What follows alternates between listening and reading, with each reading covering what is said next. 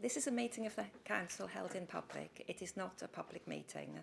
There is no fire drill planned, so if the fire alarm sounds, please leave by the exit nearest the large screen at the front of the room and proceed down the fire exit to the courtyard.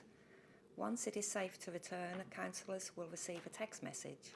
Officers will also advise when it is safe to return to the meeting. We are recording the meeting this evening using our webcasting system. The webcast will be transmitted live and will also be available on the Council's website following the meeting. All mobile devices should be switched off or set to silent so that the meeting is not interrupted by ringtones. Thank you.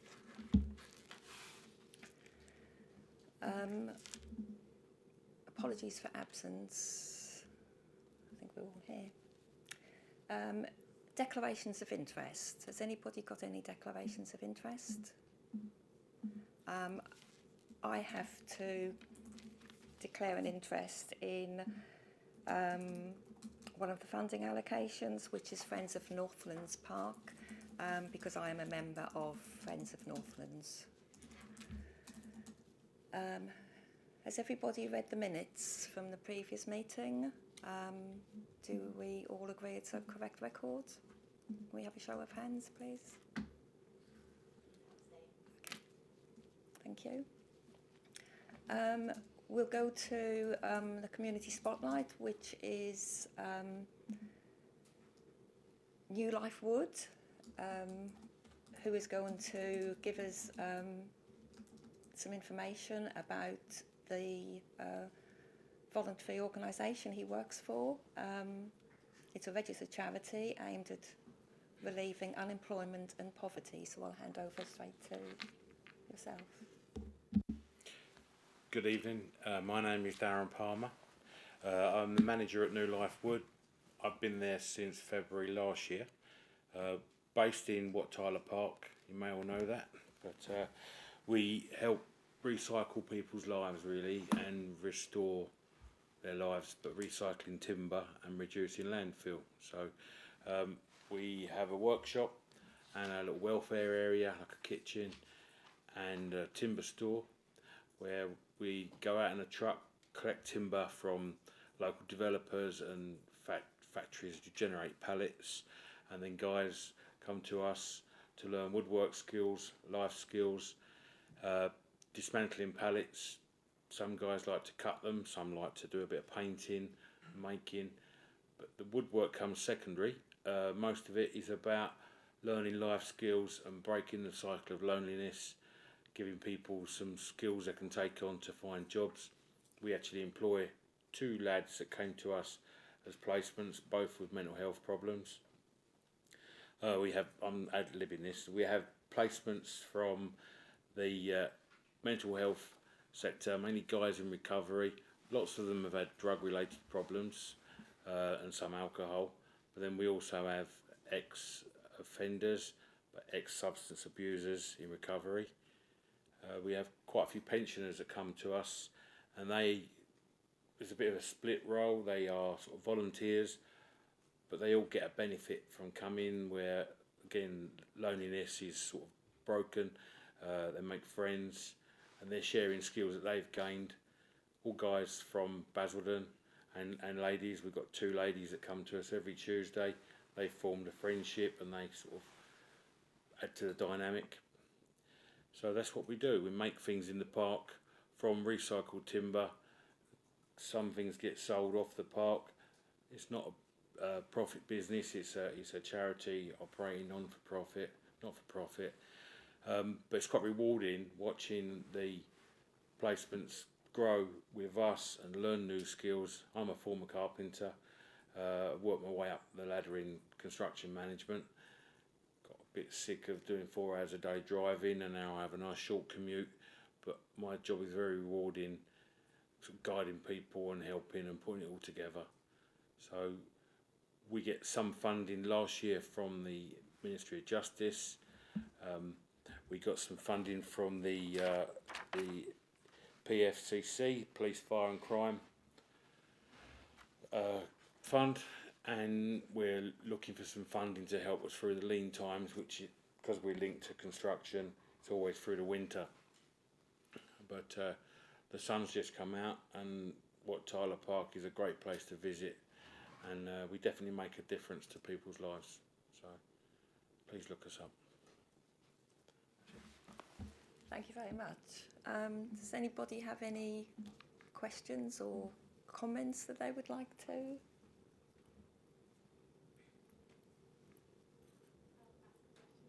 Yeah, Emma? Thank you, Chair, and thank you, Dan, for that Darren. I asked Chris if I was right in hearing that then.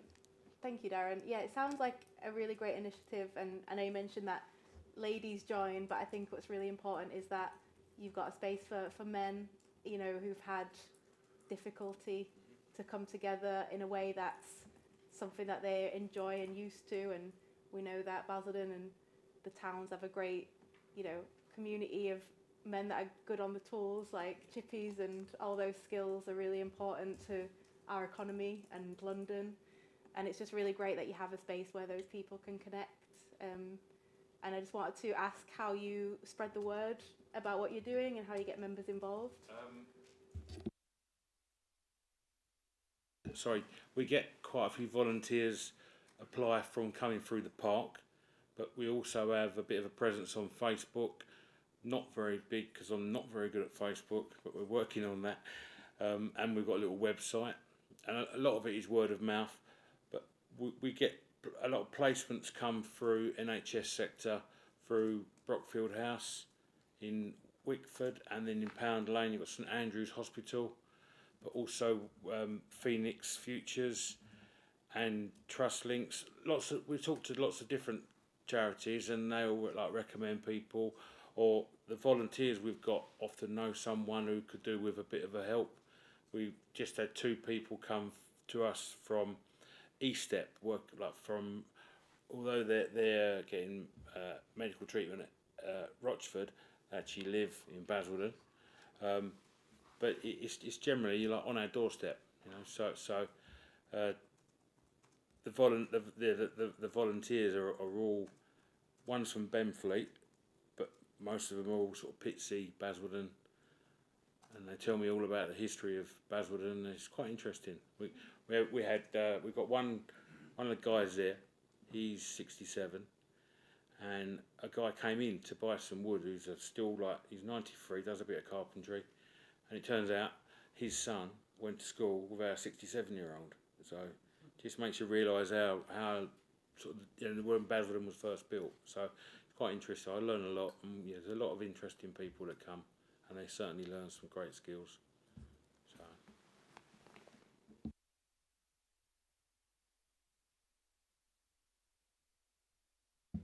Thank you, Chair.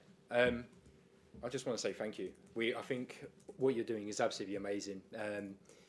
Men find it hard to talk to other men, and having that safe place as well, and obviously women as well. I think you're doing an amazing job. So thank you very much. Thank you. Yeah, thank you, Darren. It's very interesting. Could I just ask how many people you have actually working for you, and how many volunteers you have? Well, I'm the only full-time member of staff.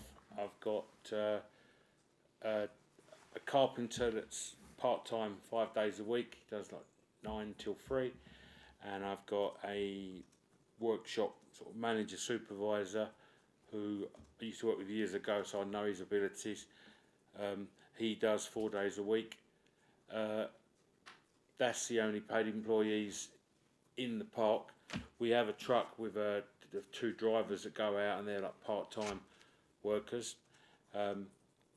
Then 2 part-time loaders that go with those guys. So for New Life Wood we've got 6 people.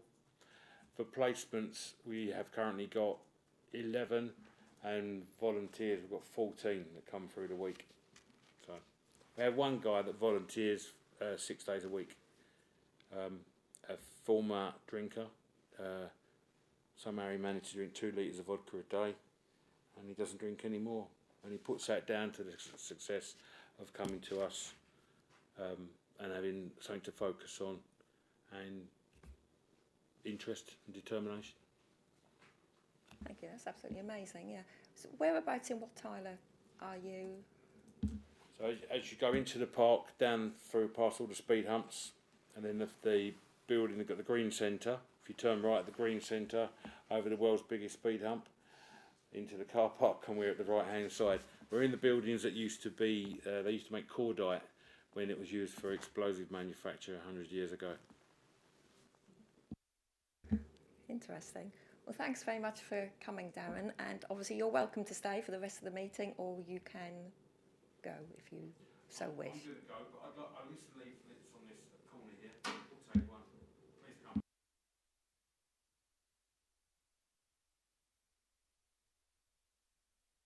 Thank you.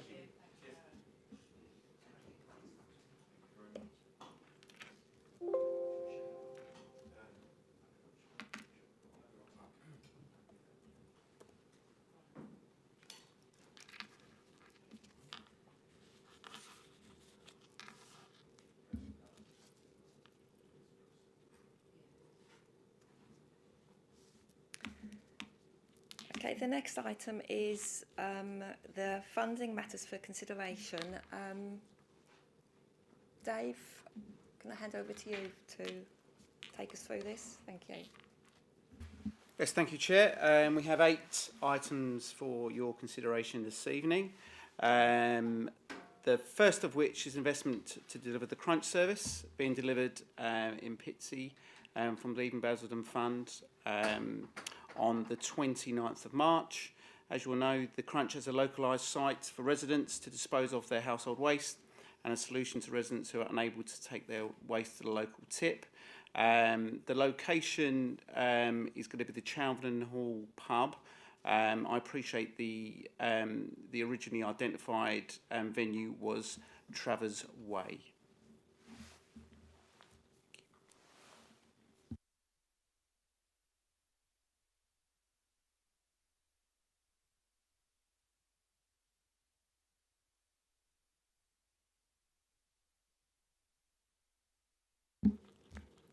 Thank you. Thank you, Chair.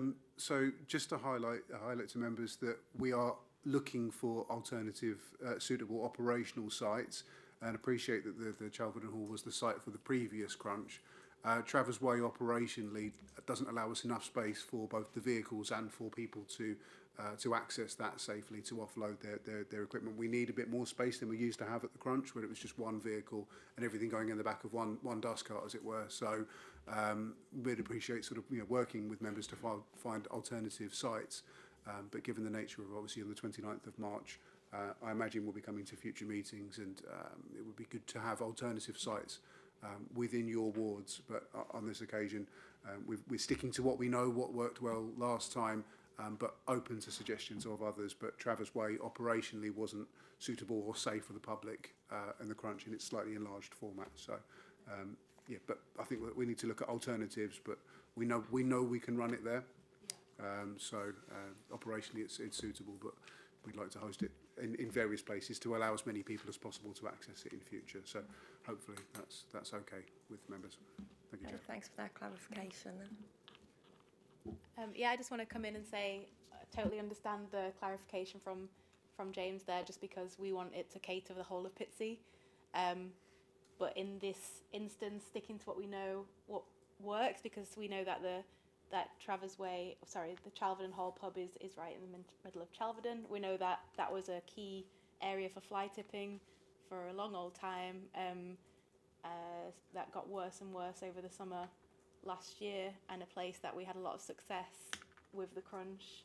And I just want to say that I'm always supportive of the Crunch, not just because of the ease it provides to residents, but we've had good feedback from residents who say that being able to get rid of all the big bulky waste in their house and loft, and we all know how this feels, being able to get rid of it has been a positive impact on their mental health and well-being as well. So I think it's got multifaceted benefits. I think that it's great to be visible. A lot of council work and the great work that officers do in this area and the environment goes unnoticed behind the scenes. The crunch is something visible. People can see that we're catering to them directly. I think it's an investment that everybody gets a lot out of, and it's great to see officers and councillors in their high-vis all getting stuck in as well. So it's a great community initiative. So fully support this one. Thank you. Mike? Thank you, Chair. Yeah, just a quick one from me. Just in terms of timing, because obviously the 29th of March is coming up. I was pretty quickly. Are we the last area committee to you know, put their money where their mouth is, as it were? Thanks. Thank you, Chair. Thank you, Councillor. So yeah, this is the last round for the 29th of March crunches. Communications will be ready to go. I'll make sure that everything, the last dates, if confirmed at tonight's meeting, everything will be communicated tomorrow morning. And then I think it, obviously subject to the decision you make tonight, it will be down incumbent on board members to help promote that message and encourage people to come out and see us on the 29th and bring whatever you've got, and we'll help you dispose of it in a safe way that helps keep it off the streets and makes, you know, helps clear some space within your house ready for spring cleaning. So thank you, Councillor. Okay, so I'll put it to the vote. We're voting for the Pitsea Area Committee to invest 1,500 for the delivery of the crunch service in the Chalverdon Hall pub car park. So all those in favour? Thank you. It's unanimous. Thank you, Chair. The second item for consideration is £3,274 investment for the purchase and installation of 8 animal character novelty bins in 8 Pitsea parks from the Believe in Basildon Fund Capital. The installation will be part of the Pitsea Area Committee's campaign to encourage children to use bins, as well as keeping our wards tidy. The fun animal-shaped novelty bins will provide an engaging way for children to dispose of waste and litter, with the aim to encourage this behaviour ongoing.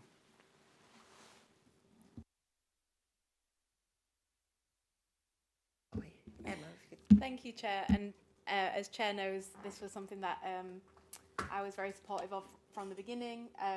I do feel that having bins, you know, they're very important across the ward anyway, but I feel that having these novelty bins that children find engaging would kind of encourage positive behaviours and, you know, add a bit of personality to the ward. You know, we know our residents have a hell of a lot of personality, so why not extend that to the investments and the capital that we invest in their area. We do feel like children are key to this. And as we've seen again, last summer was, you know, terrible for fly tipping and bad habits and litter.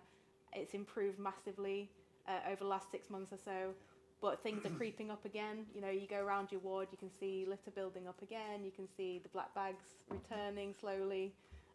Hopefully the new waste service coming back on the 28th of April will help that massively. But I do think that encouraging young people as well to do their bit, I feel that could have a positive influence on families wider. And, you know, children are the greatest teachers in a lot of ways, and I hope that this would encourage them to show some good habits. So this is something that I am fully supportive of as well.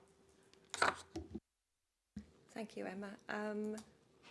Ben, yeah. Yeah, just mirroring Councillor Callaghan. I think it's great for the kids. I think then as well, it puts that discipline in them for when they get older. I do have a question. Do we know the literage of these bins at all? Are they the same sort of literage as the bins that are currently in place, or are they larger? So they are slightly less than, so the standard night bin, I couldn't tell you exactly. I think it's around about 30 litre, but they are slightly smaller, but it's not a great difference, Councillor. thank you. And I think that it's worth saying where these novelty bins will be placed, which is in the parks: Northlands Park, Legacy Park, Partridge Green, Eversley Park, Ashfields Park, Howards Park, Westlake Park and Wat Tyler. So it is sort of all the main parks where children are. So, you know, hopefully this will be, I mean, I think it will be very positive, and we have to encourage our young people, and hopefully the young people will then encourage their parents to put the rubbish in the right places too. Right. Any other comments now? We'll go to the vote then, that we agree to invest £3,274 on 8 animal character novelty bins in 8 Pitsea parks. Unanimous? Thank you. Thank you, Chair. Maintaining the theme of bins, then the third item for consideration is £3,159 investment for the purchase and installation of 8 dog waste bins in the 8 Pitsea parks previously mentioned by the Chair from the Pitsea Believe in Basildon Fund capital. I'm just coming in on bins here. So, James, I'm not trying to take over your job, I promise. But yeah, dog bins, I feel that there's so many people and families with dogs now, and you know, you just have to go on a walkabout. You know, I saw a dog bin in Morton's place the other day that had just been taken away, so people had continued to place the dog poo bags in a pile underneath. And you know, it's dog bins that are so important. There's no other alternative of where to put the dog waste. It's not safe to mix it in with other things, and it's definitely not safe to leave it in the park. So this is a great idea, and like I say, it will cater to a lot of families who have dogs, of which there are many. Thank you, Emma. Any other comments? Okay, I'll put that one to the vote as well. An investment from the Pitsea Area Committee of £3,159 for 8 waste bins, dog waste bins, in the 8 parks within the Pitsea. Do we all agree with that? Thanks, that's unanimous too. Dave? Thank you, Chair. The fourth item is a £16,000 investment to restore the locomotive shed Nissan Hut at Wat Tyler Miniature Railway from the Pitsea Believe in Basildon Fund capital. The Nissan Hut at Wat Tyler serves as a locomotive shed that store the miniature locomotives. The building is currently in a poor state of repair and requires some restoration to make it safe and fit for purpose.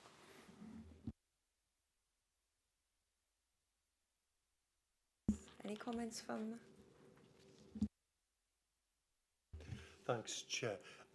Yeah, so just a couple from me actually on this. Firstly, do we have any an idea whether the 16,000 investment would cover all the required works to this hut? And secondly, is there a risk that we could invest this money in refurbing the hut, but the railway could not ultimately open because of other factors? Yeah, thank you, Councillor.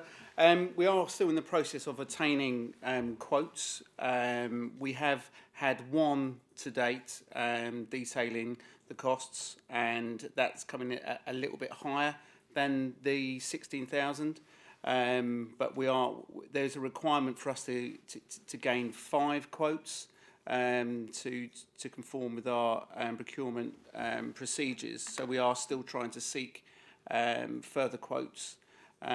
In relation to the opening of it, I have assurance that it will be opening. So hopefully that will alleviate some of the concerns about actually opening. Have a reassurance that it will be opening. Yeah, Mike?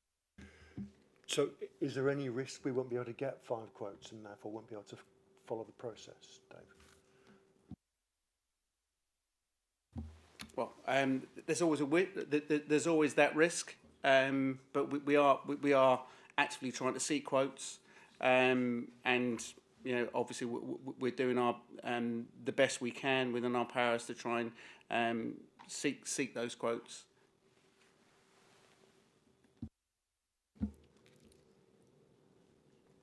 Grant?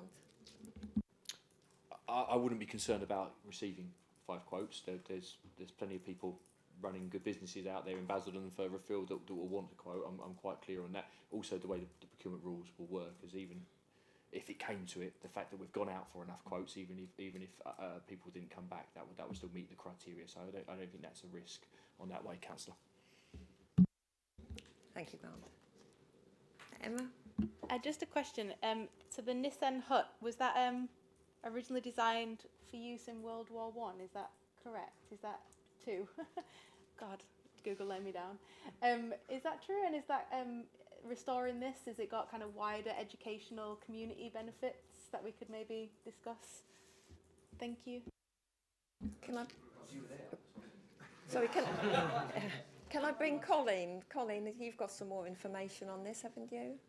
That you could give. Thank you. Yeah, it's been quite difficult to pin down exact information on the Nissan Hut, Councillor, but what I've found out so far is that it dates from around about the 1940s, so it would be just after the war. So the original use for it hasn't been determined, but originally I've been told there were two of them, and one of them was demolished because it was in a poor state of repair.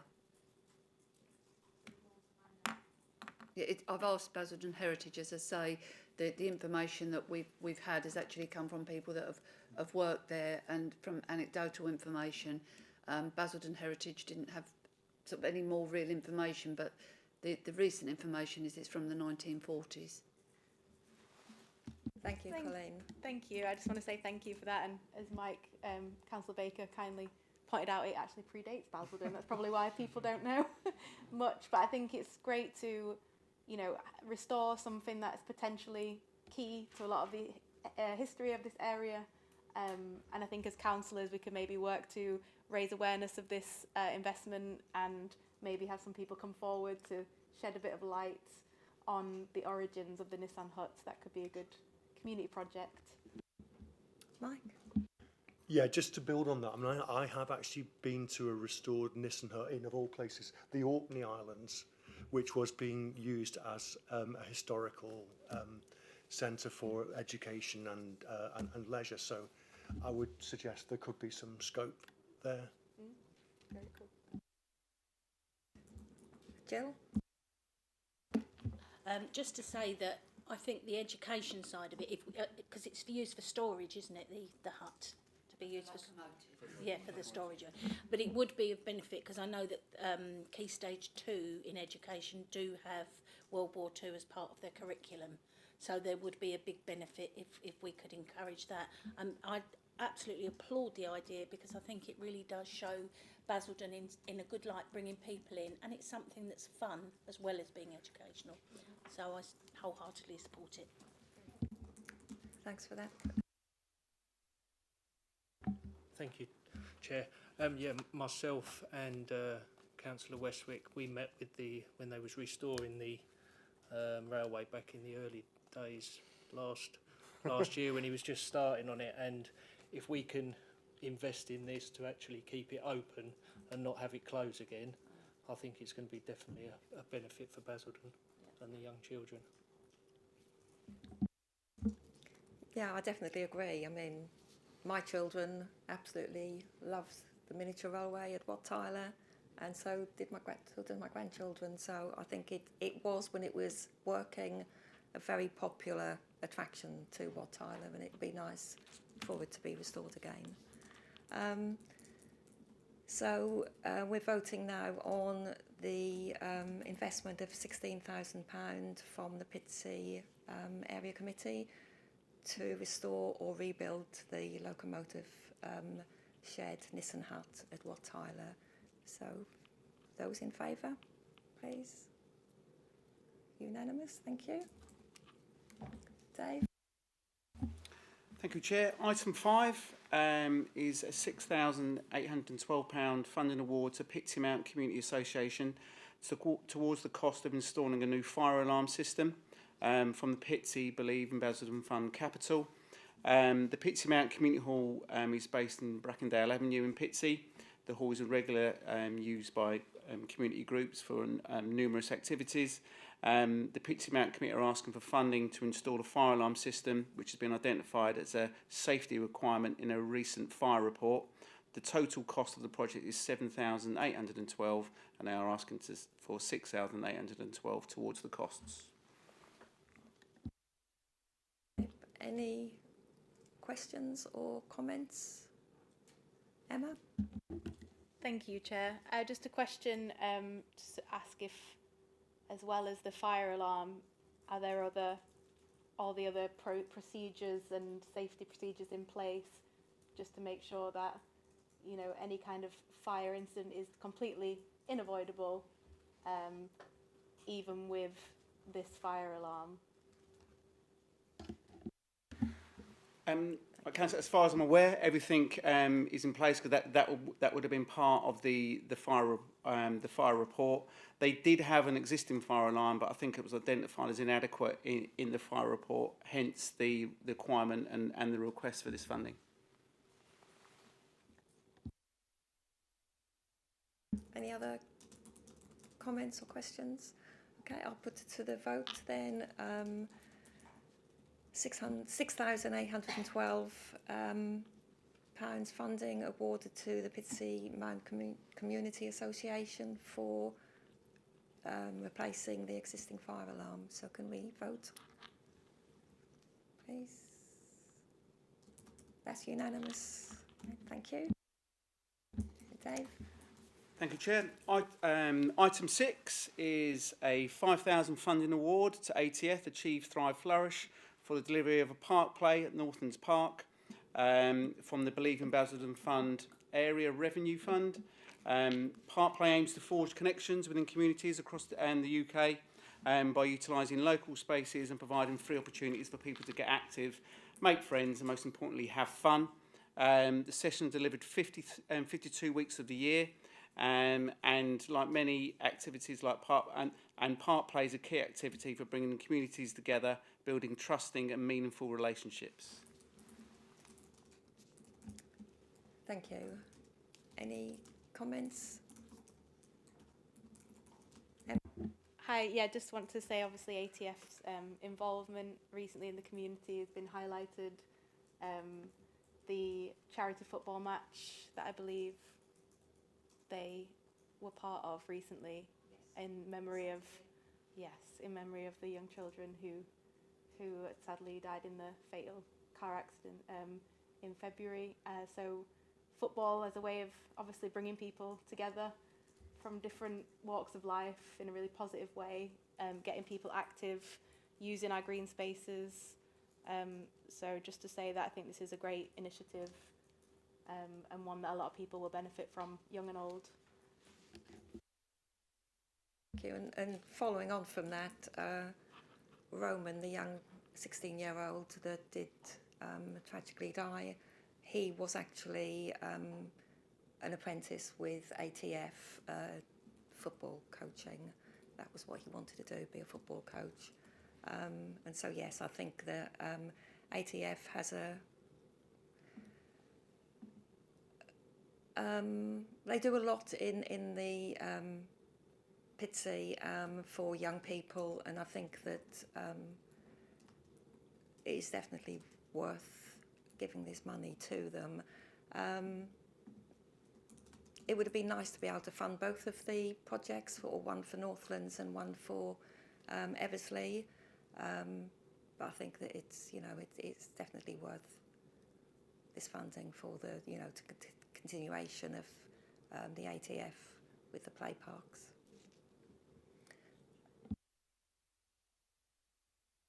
I mean, just to advise the committee also that obviously we have a very close and strong relationship with ATF and many of the voluntary sector partners that the area committees all around the borough are supporting.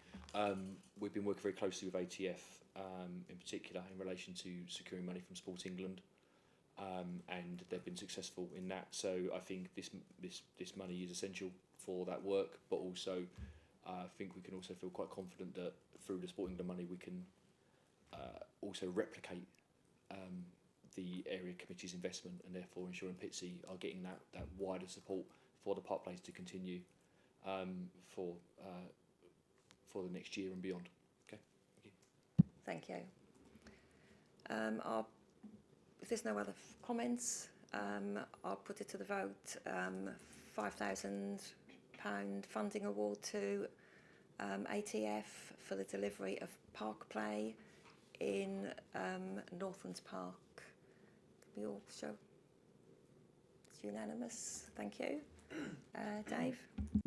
Thank you, Chair. The seventh item is a 2,000 funding award to Backside to Trackside CRC for the delivery of a junior backside to trackside from the Community Priority Fund Pitsea North West. Backside to Trackside CRC has successfully delivered programmes at Basildon Sporting Village for individuals aged 11 and over, primarily serving adults, and have been awarded and commended for their efforts. This new pilot is looking to increase participation in physical activity in the younger cohort, improving confidence, physical well-being, mental health, and will engage with 30 students aged 9 to 11 from Northland School who face barriers to being physically active and have some socio-economic challenges, lack of support networks and poor physical health. Thank you, Dave. And I think that this is a really positive thing to do. We, as councillors, we all know that Pitsea is a deprived area. And so I think the fact that these 30 students from Pitsea, from Northland School, will benefit from this, and I think it's something that I think would be nice to be able to in the future be offered to other schools and other young people within the Basildon Borough. Any other? Mike? Thank you, Chair. Yeah, I mean, I think, firstly, I would say I think we're very fortunate to have such a large, versatile, broad facility as Gloucester Park within the town that's so well used. I mean, we currently have Saturday morning charity football from the council there, and as you leave, it's great to see so many young people already using the facilities in the car park full at 9 o'clock in the morning. But if we can extend the scope of the use of the facility to these 30 children who currently can't access it, then I think that's wonderful, and it has my full support. Yeah. Any other comments? Okay, I'll put it to the vote then that £2,000 is awarded to Backside to Trackside for the delivery of junior Backside to Trackside programme. All those in favour? Thank you.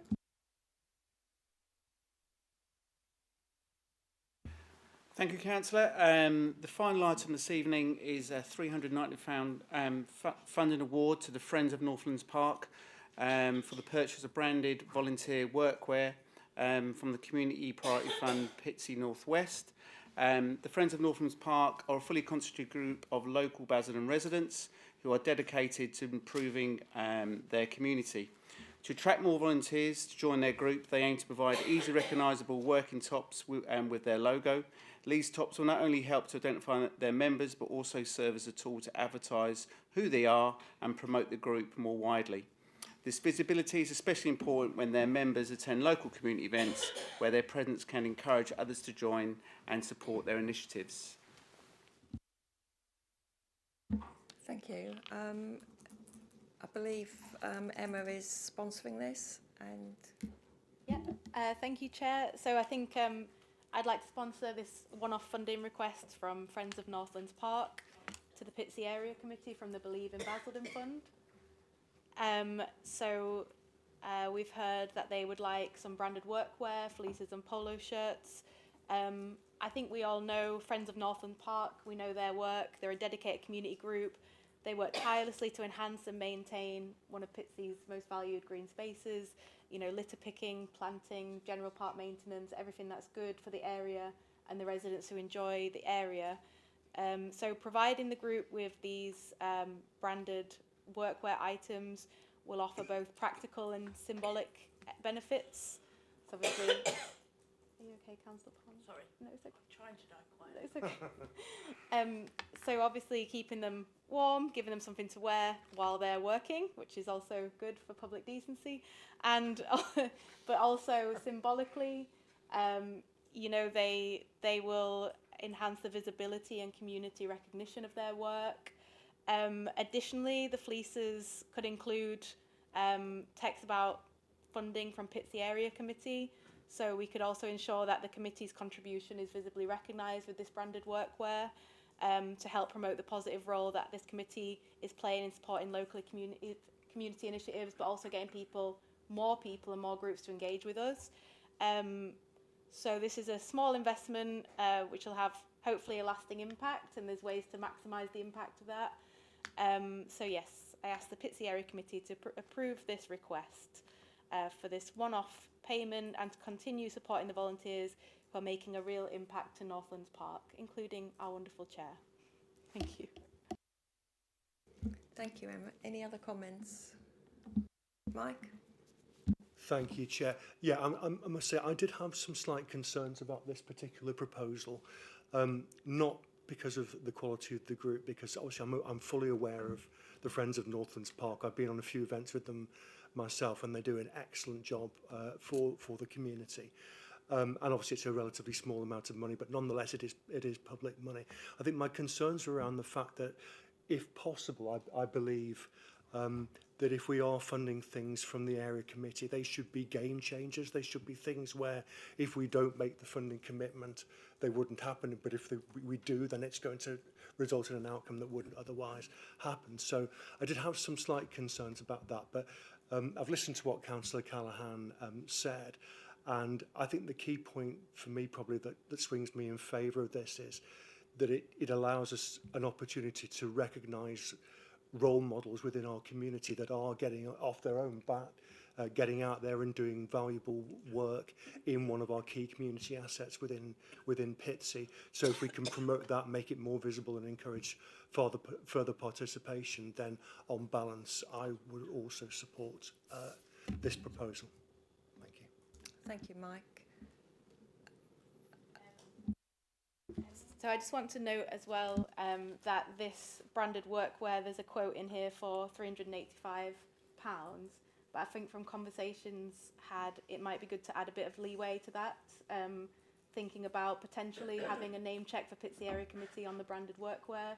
We might want to put an amendment forward to put a little bit extra money towards this. I've done a little bit of research, I think £100 would cover it. So I don't think that's hopefully not too much of a strenuous additional cost, but would make sure that the group had enough funding to meet the requirement and to make sure it was delivered in the way that we were all satisfied with in the end. Thank you. Any comments on that? Do we all agree that we can add another £100 on, so it'll be 400 and it's 395, so we add £100, yeah, onto that to be funded to Friends of Northlands Park. Mike? Yeah, I mean, it seems relatively modest increase, so if that's containable from a budgetary perspective, I think it's a good add, and I would support it personally. Thank you. Are we permitted to do that, can I ask? Yeah, that's fine. Yep. Okay, as I said, I can't vote on this because I am part of the Friends of Northland, so can I ask those who agree to raise their hands? Okay, thank you.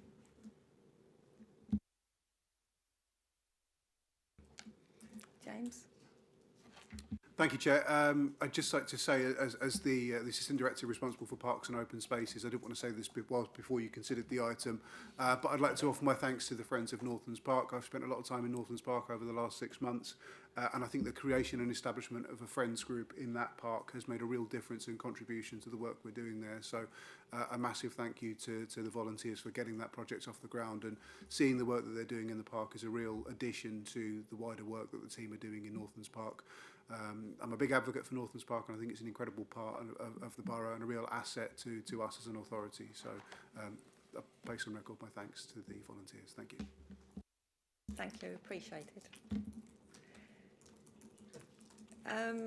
That is all the funding considerations done, so we will now hand over to the Assistant Director for Environmental Services, to talk about street cleansing and the Pride team. Thank you.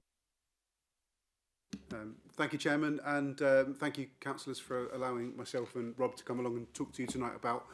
We've got a brief presentation, but we promise you it's not death by PowerPoint. Really, I think the presentation Rob and I are going to give you tonight talks about some of the changes that we've made in environmental services over the last 6 months in particular, but definitely since the beginning of the new year, in an effort to align what we're doing with our communities and to be much more closely connected to this area committee and the great volunteer groups that we heard so much about in the previous part of tonight's meeting. So I'm sure many of you will be aware of my colleague Rob. He's worked with the council for a number of years, and I won't detail exactly how many. I'll leave that for you if you decide to tell members tonight. Previously in a number of roles across the council, but most recently, many of you will know Rob from his work that he's done in our brilliant parks and open spaces and countryside services in recent years.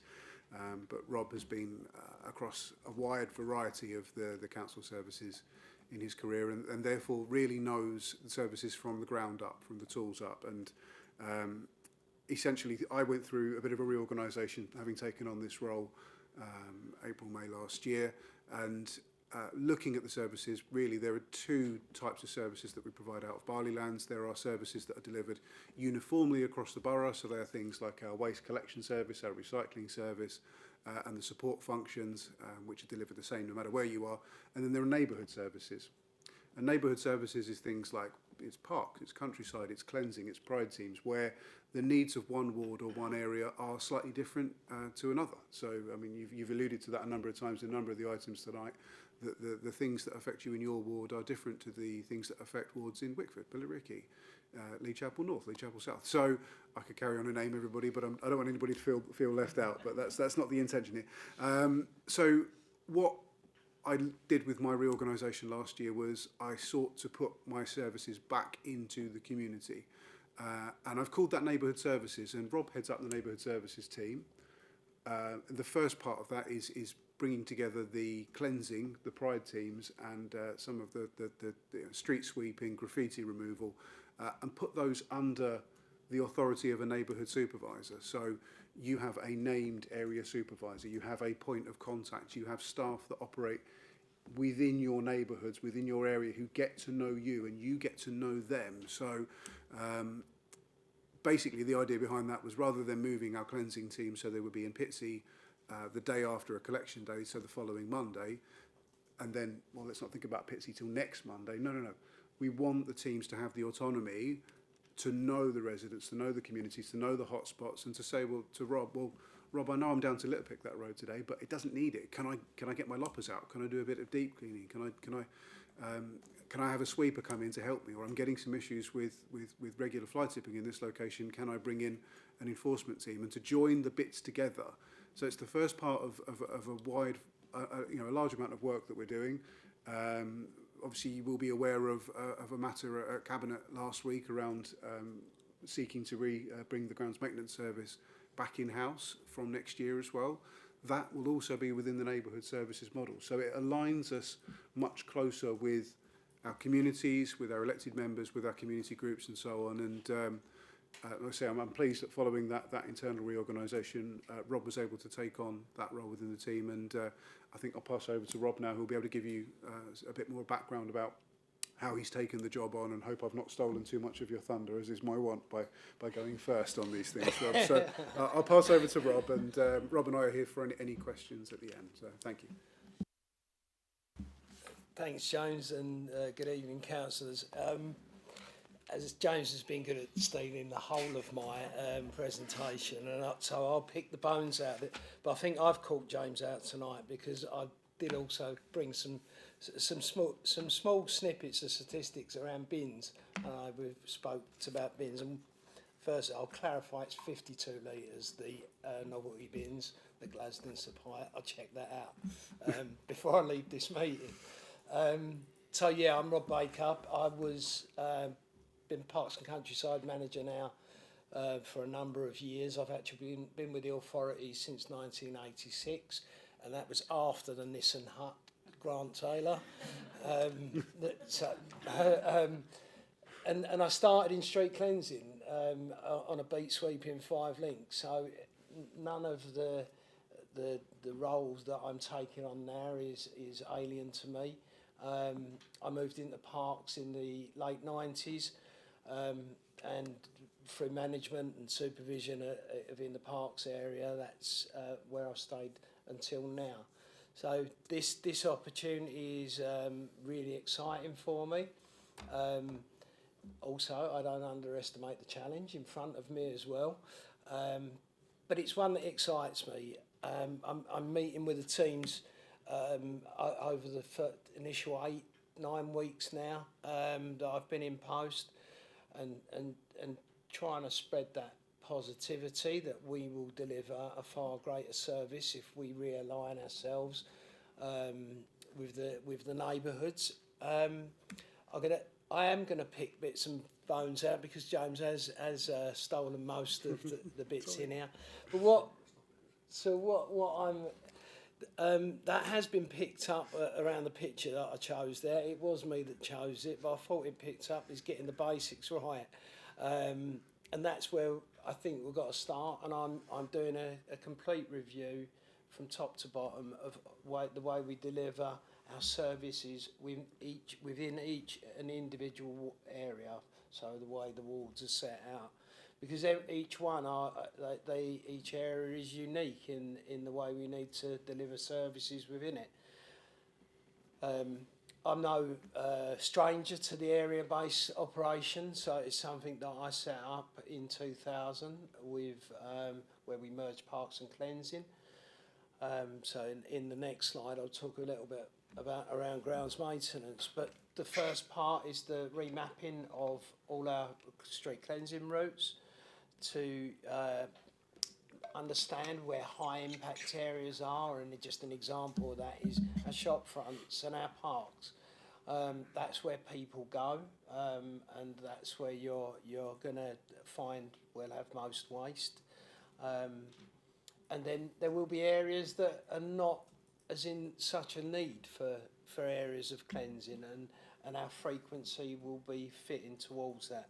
And we'll use the EPA grading, the Environmental Protection Act, to understand them levels of frequency as we go. And we'll continue to monitor that the way as we go through. If we feel an area is falling behind on EPA on a regular basis, we can always adapt the team to improve that and bring it back into grade. The implementation, we're aiming to start launching some of the changes in May within the cleansing teams. We're doing a lot of data searching at the moment, and I think that's where it brings me on to my bit that I've not shared in any of the other committee meetings, but we talk a lot about data and understanding the data, and it only up until this August 2024, we didn't even know how many bins we had in the borough. So, you know, it's very difficult to manage. We now know we have, of August 2024, there's 1,710 bins. We've done an audit of all the bins in the borough, which intrigued me, so I dug a bit deeper in, and 666 of those are dog bins, 1,044 are litter bins, and there's, from that audit report in August, there was 332 damaged bins identified for removal or replacement. In Pitsea, there is in total 360 bins, approximately, and within that audit, 70 were identified for immediate removal. And just to put the challenge that we have there against that, there is a budget of 45,000 for the whole of the borough to deal with furniture, street furniture, which includes litter bins, bollards, dog bins and benches.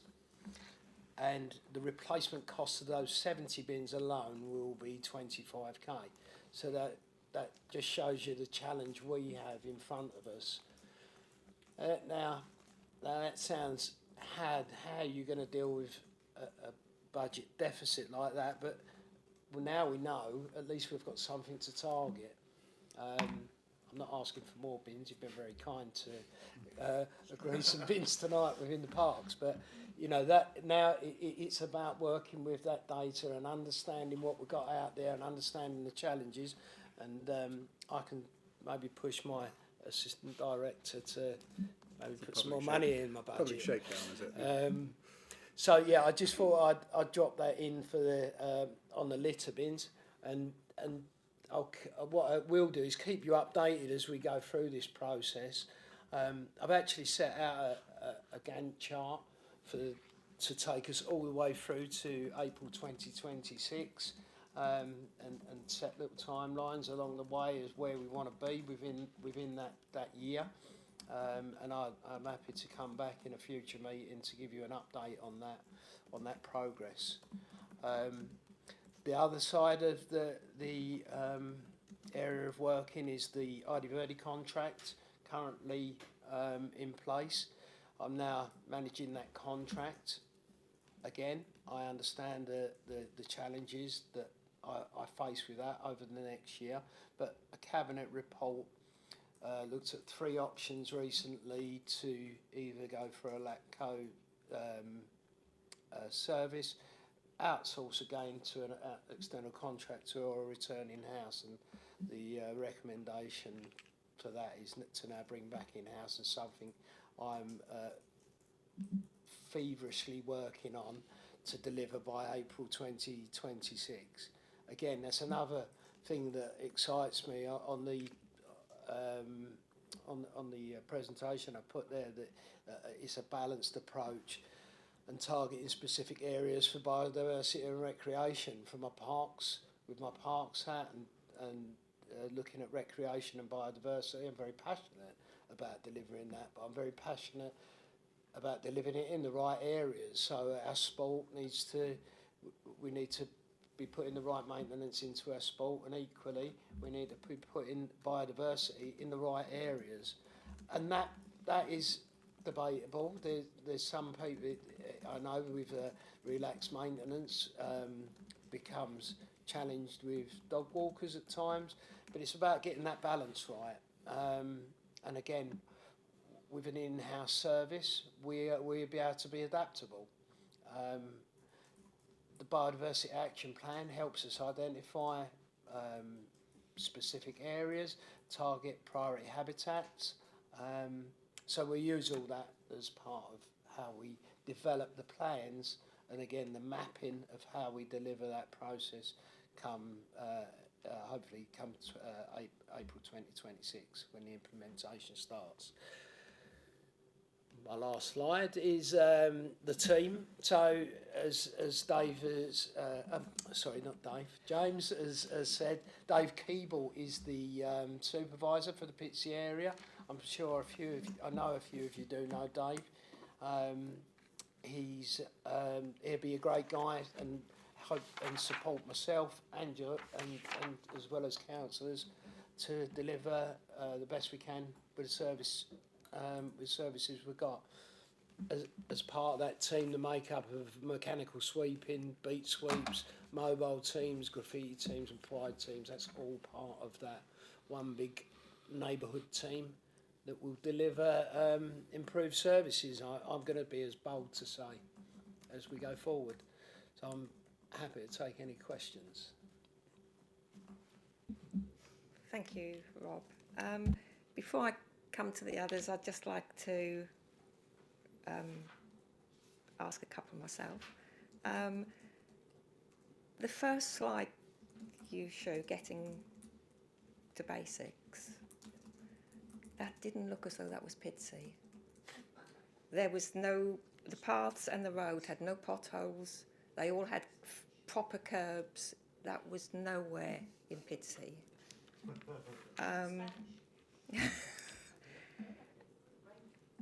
How many, can I ask how many people are in each team? Is there a set amount, or does it vary depending on the work? So that for the 4 areas.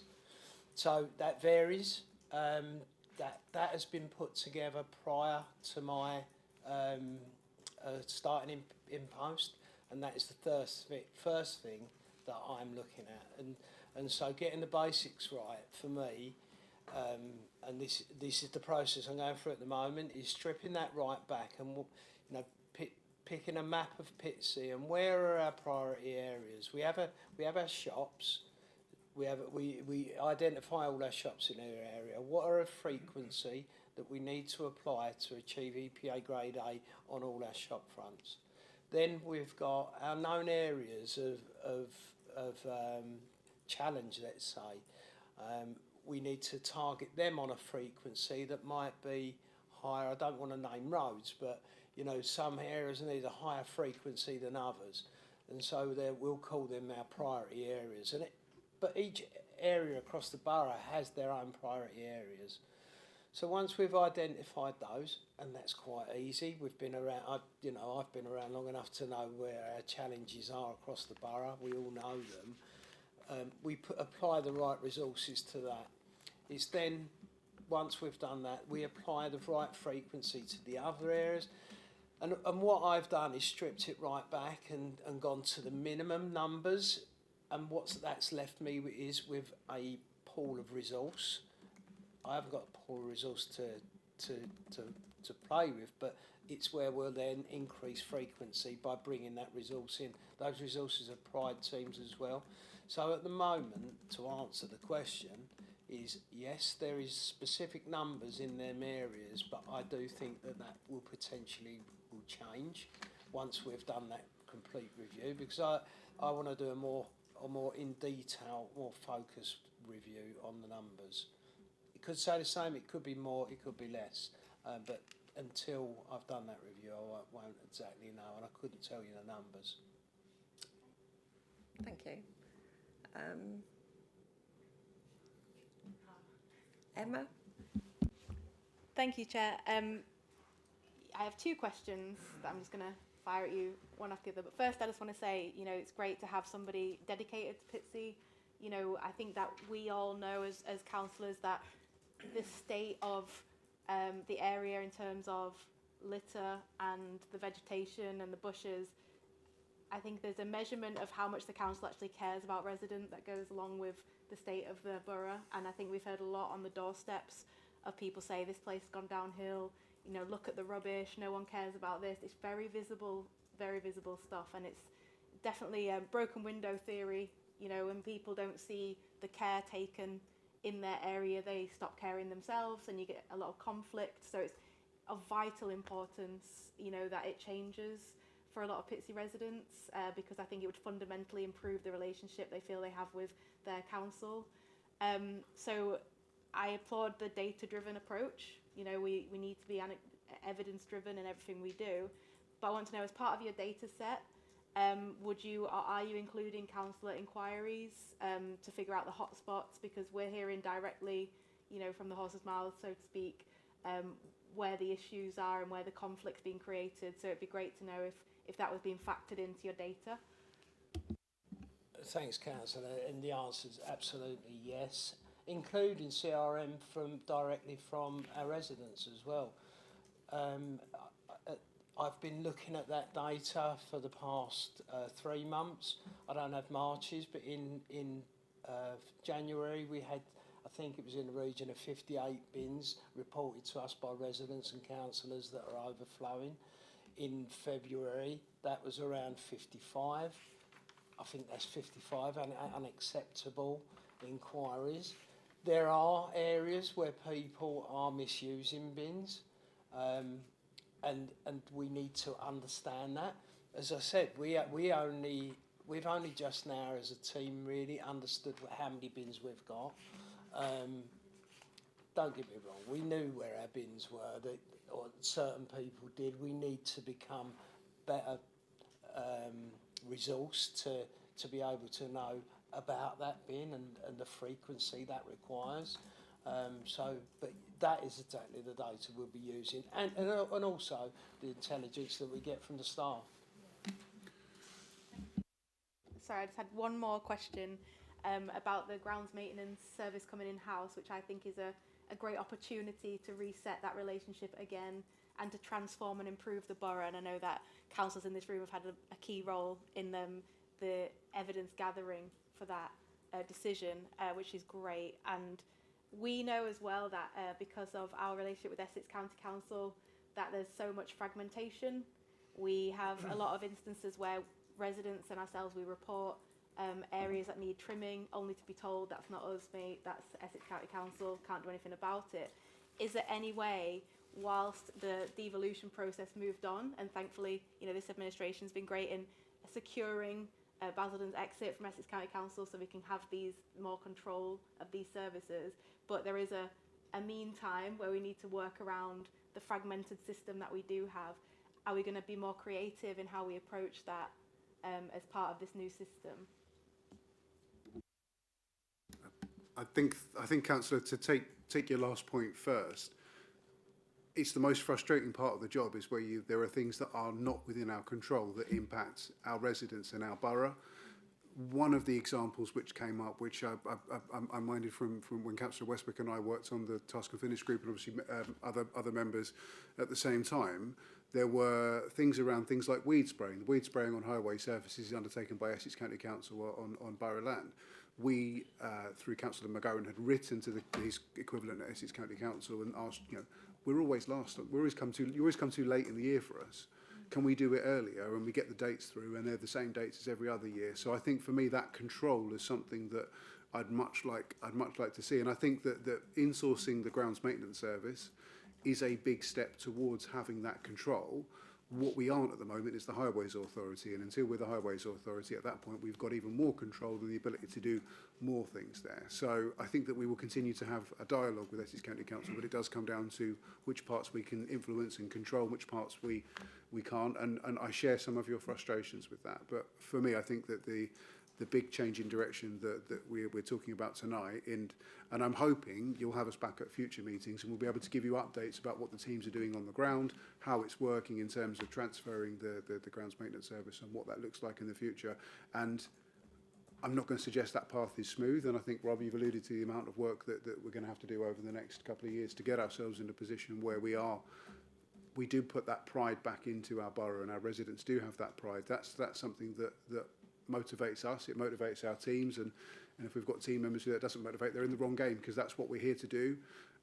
So I'm really excited by what that means, and we'll carry on the dialogue, but I am looking forward to having that control in the future so we can set our own standards. And if we do want to go above and beyond in terms of weed control and designing out that, then that should be within our gift. At the moment, it's not all within our gift, and you can see the difference between where we are.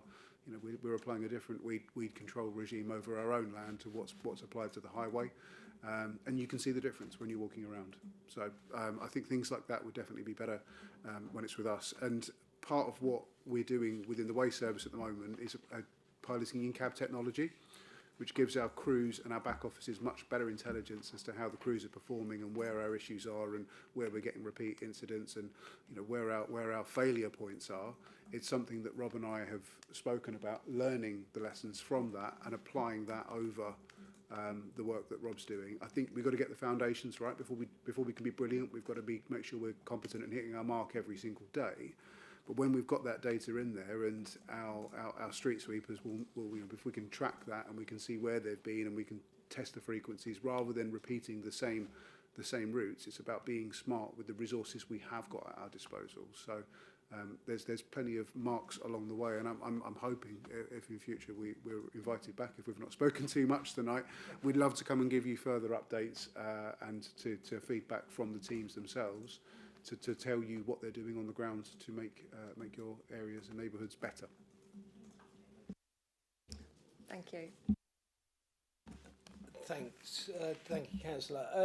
I'd also like to say, from a weed control point of view, the gift that's in by bringing this back in-house, the weed control on our land, and I think we look at some of our the demand for summer prune could be certainly reduced by just having better weed control within our shrub beds. Councillor Westwick, I don't need to educate yourself, but I've checked the challenges on Chalverden Estate alone, you know, with self-sets that are within there. And when people are demanding a summer prune, it's generally about bramble and self-sets that are growing out. And, you know, a winter maintenance, a good winter maintenance on that shrub bed would prevent a good percentage of complaints in your summer from the summer growth. I've seen hornbeam hedge lines where people have said, you know, that needs a summer prune. It should never need a summer prune. It's because of the bramble, and it's dangerous. It actually needs pruning. It's got to that point. So, you know, my philosophy, my view is we go in, we do a good job. We do a good job once. We apply the right techniques, and that is chemical. There is chemical application, as much as, you know, the biodiversity driving me wants to steer away from that. It's got to be certain areas that are a certain fit of maintenance, and that's what the work that I'm doing now is to get to that point where we can implement that across the borough. The bit that the hardest challenge, I feel that there is a lot of work, a lot of DLAP that we need to do, a lot of hedge reductions to bring that back into a manageable state. That's our pride teams are going to be. We're targeting that type of area once we get into the deep of the matter. You know, come just before we take it on. So, you know, I do ask for some to give me some time to get to that point. We'll look at where we can get funding and support, and even volunteers even supporting us do that work if they wish to. Great believer, like with the Friends of Northlands Park and many of our other friends groups. You know, our parks wouldn't be the same without volunteers, and so, you know, if we could badge that up in a way that we could get volunteers within our housing estates, they're welcome to join us. Absolutely. Yeah, so it's about applying the right maintenance, and I'm sure we can make improvements. Thank you. Mike? Yeah, thank you, Chair. So, yeah, I'd just like to add my weight behind Rob's burgeoning campaign to persuade the Assistant Director to increase our street furniture budget. I echo what Emma said about the data-driven approach. It's a relief to know that we do know how many bins we've got in Pitsea. It's a concern, but not a surprise that 20% of them need replacing or removing. And I think the importance of that, I remember, you think back to when I first started as a councillor, it was actually quite upsetting to have residents say to me, you know, this area's seen better days, it's getting worse, it's going to continue to get worse. And I think, you know, as a councillor, it's hard to accept that. But I think we have to understand that rusting bins that are falling apart are a physical monument to that paradigm. And the sooner we can get that fixed, the better. So I really support that. And I would love to see some quick results on that subject if possible. Thank you. Thank you, Mike. Ben? It's like a big breath of fresh air, knowing that it's coming in-house. It's literally a one-stop shop. You've got everything there. I think it makes it easier as well for taking accountability on what's going on within certain areas. I heard Councillor Callaghan say before her mic went off, if councillors can almost come along as well, maybe do a day as a grounds maintenance operative sort of thing, see what it's like working with the teams out there, see if we can hack it, and get a better understanding on the ground. So that's one of my questions. When the grounds maintenance, are we waiting for a contract to come over now? Is it more you're making amendments with contracts for it to come in-house?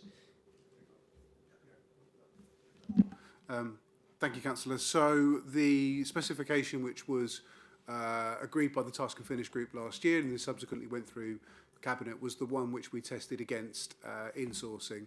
The most recent Cabinet paper said, you know, we can achieve that specification within the budget envelope allocated for that service. So the recommendation from Cabinet was to basically create a project team to formally bring that service back in-house and do everything we need to do around transfer of staff, purchase of equipment, mapping of routes, and all of the other fun stuff that goes with that, insurance, everything else that goes with that project. We did also, there was also a recommendation from Cabinet that we bring back a report in the autumn to update Cabinet on how progress of that's going. So I think that will be on probably September, October time, Cabinet to come back on progress towards that objective. So hopefully that's an update. But it's the specification as was agreed through task and finish.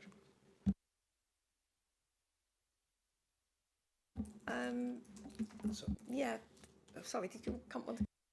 Sorry, Councillor, I was going to answer the first question, and you're more than welcome to come along and work with our teams any time. Yep. Thank you. This sounds a bit sad. I mean, I agree with Ben that all of this is just music to my ears. It's just, you know, as councillors, this is what most of the residents' complaints are about. It's just how sad everywhere looks and how it's going downhill. And I think that even just going and sweeping outside the front of my house, other residents will walk past and say, I don't know why you're doing it. Because, you know, it's going to look the same sort of by tomorrow. And their attitude is, the council don't care, so why should we? And I think that's a really sad state of affairs. So I think something like this will hopefully, as other councillors have said, it will start making people realise that the council do care, and in turn they will also care about where they live. And so we could, like the Friends of all the parks, Northlands Park, you know, Gloucester Park, we could have teams within the roads that will do the litter picks, that will help and do their own little patch, you know, and everybody will feel as though it's worth doing things in our communities. And I think that's what we need to instill, because I think people have just forgotten how to do things, really. I think, Chairman, you paint a picture that we've spoken a lot tonight around the community groups that's already there, and there's a lot of latent interest in our community, and people want to do more, and people want to get engaged, and it's down to us to inspire that and to light that fire and to show people what we can do for them within their communities. I know that there is I think it's a national thing around a big clean-up this weekend. We've been approached by a number of community groups around that, and I believe some ward members will be taking part in that this weekend as well. There's a number of community groups that we've given equipment to. We'll continue to support them with equipment, you know, advice around health and safety so they don't get, you know, any injuries or you know, operate safely. So we'll continue to do that. We'll continue to support groups. We'll continue to highlight the good work we're doing, and I think that's something that, you know, working hand in hand on the crunch alongside our residents is important, that we're visible, but above all that we're accountable to our community. So tonight is a big part around you know, having that conversation, and like I say, hopefully there'll be more of these, and you'll have us back in the future to talk more about the progress that we've made towards the things we've spoken about tonight. Thank you. Definitely, Rob. So I'd like to place a caveat. The enthusiasm. I have a huge enthusiasm to make changes, but I want to put the caveat that this isn't a silver bullet. There's a huge amount of work in front of my team to deliver this. A huge amount of work, but I truly believe that we will make a difference. I'm absolutely convinced of that, but it will take some time and some more money, hopefully. James? Thank you for that. Any other comments that any councillors? Thank you, Chair. Just to you know, add to Rob's point, I think it's really important that we look after staff as well, you know, who are being tasked with more responsibility and the onus being on them, you know, to make this difference. I just want to, you know, it's every council has a challenge of reaching its what refuse staff the most. They're the ones that are out and about in the community. They're the ones who feel disconnected sometimes from the council itself. I think bringing them in more and doing that as councillors, you know, working alongside them at the Crunch is a great example, but looking after them as well. I think that video that went around this week with refuse staff announcing the waste service was so well liked, because I think people recognise the hard work that they do, and them celebrating the council's progress in that way was probably seen as a positive. So just want to say, if there's anything we as councillors can do to help, you know, keep morale up with the staff and help you look after them in any way, then please let us know. Thank you. Okay, thank you everybody. I think that concludes the meeting for this evening. So thank you for all your contributions, and thank you for coming to talk about this and making us all feel very positive.